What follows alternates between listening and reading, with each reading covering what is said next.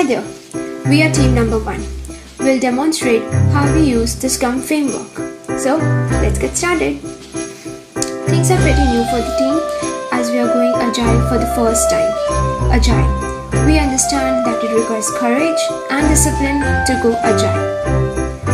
Now, the Scrum framework has multiple roles in it, namely the product owner,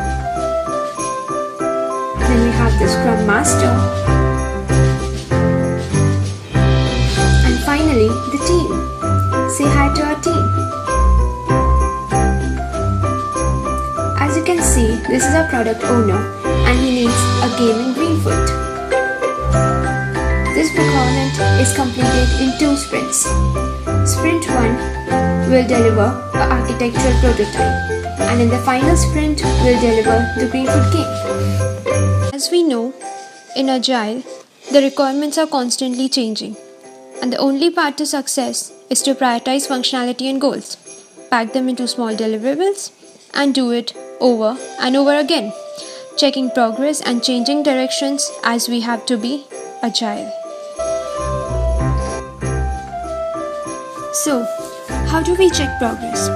We conduct daily Scrum meetings. Each member answers 3 questions. What did I do this week? What I am planning for next week? And if I have any blockers.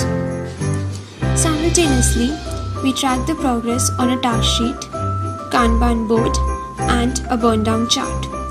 Burn down chart is used to monitor the velocity of the project. As you can see, we followed this process for 4 weeks in order to complete our task. Every week we were progressing towards our goal. Sometimes we were far away from ideal burn down. Sometimes we were on track. Every week we were learning and correcting our mistakes for the following week. Eventually, we ended up on time. Rather I would say ahead of time. So let's see what have we developed. My name is Sumit. My task for sprint 1 was to design static objects and dynamic objects. So I developed this small game which demonstrates this. So as you can see, we have multiple actors in the game, which are fighter, hedgehog, bee, and lobster. Amongst them, hedgehog is the static objects which can fire bullets in multiple directions when the user presses H on the keyboard. The same goes for lobster and bee. Unlike hedgehog, they keep on moving in random directions, and when they intersect at the edge of the world, they turn their direction. Now let me go ahead and run the game. Now, as you can see, if I press H key on my keyboard, hedgehog fires the bullet. And bullets are smart enough, as in they know if they intersect at the edge of the world, they disappear from the world. Now, I can make lobster fire by pressing the key F, but lobster can fire a series of bullets, whereas honeybee can fire only one key. Oh yeah, as you can see, the bullet hit the player and the player went off the world. So the game ends. So yes, this was my part. I'm Ekta. I have created 2 demo projects. The first one is for dynamic background. As you can see, this is the actor, a minion. As I move the minion forward, the background changes. But if you will notice, the minion is on the same position on the screen and the background frame changes, which gives the illusion of transition. I have added few static objects and a few dynamic ones like the banana. Ideally, the minion should collect the bananas, but that is not a part of this demo. Also, for this demo, I have used a recursive background, so the world is just repeated. We can add different worlds to create a diverse background.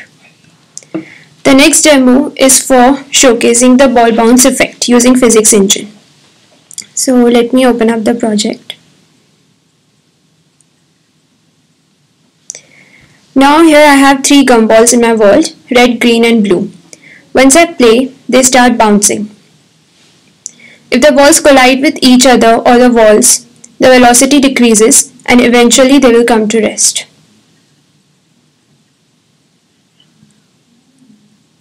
Thank you. Hi friends, Prashant here. My task for this sprint was to explore how user or player of the game in Greenfoot can interact with the game. There are two ways to interact, keyboard and mouse. Greenfoot provides methods for both. Let me first show you a demo. Here is my demo. There are three objects in the world: the land, crab and worms. In this demo I have binded my keys A and D to move left and right respectively, and I have binded the mouse click so that my actor will jump on the mouse click. Let me run it for you. So when I press the key A and D, it moves from left to right, like D to right and A to left. And when I press the mouse, it jumps. So let me transfer this crab to different land.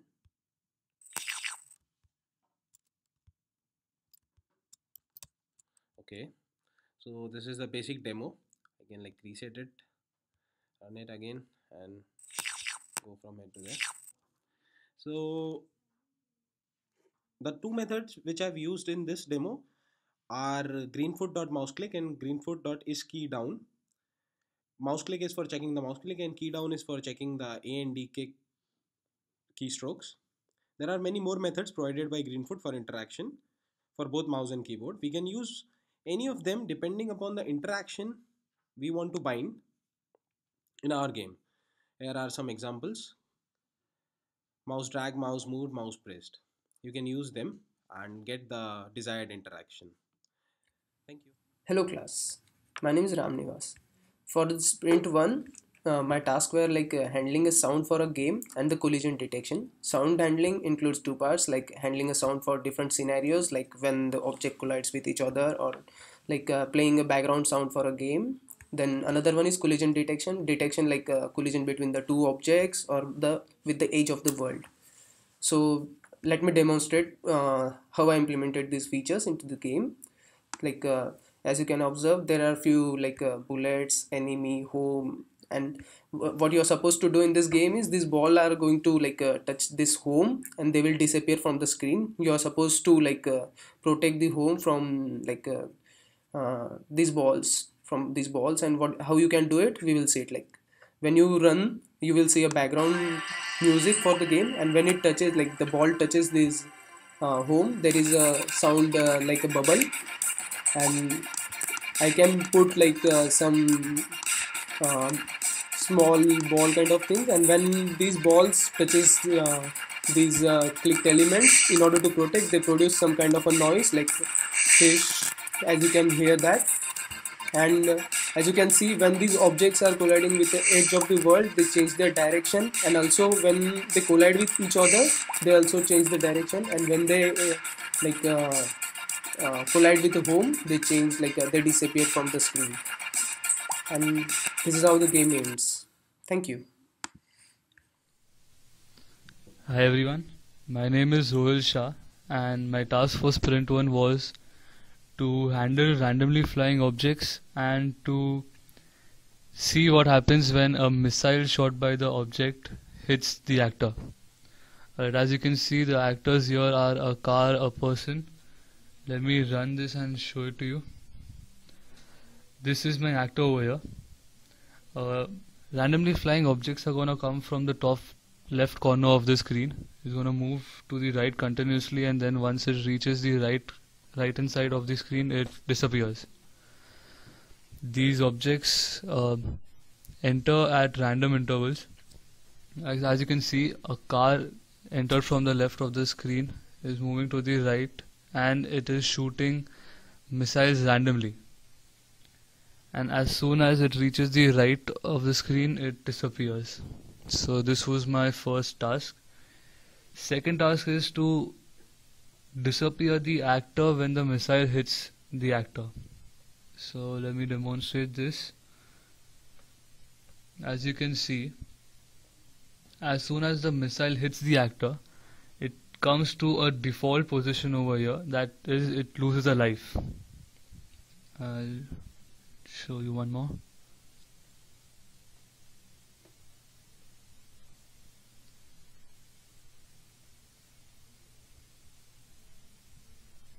Okay, as you can see, the missile hits the actor and it comes back to the default position. These were my tasks for sprint 1. Thank you. This is not the end. There is no time to rest. Still more work to be done. There are new problems to solve. Game to create and play. Best part is coming. Stay tuned.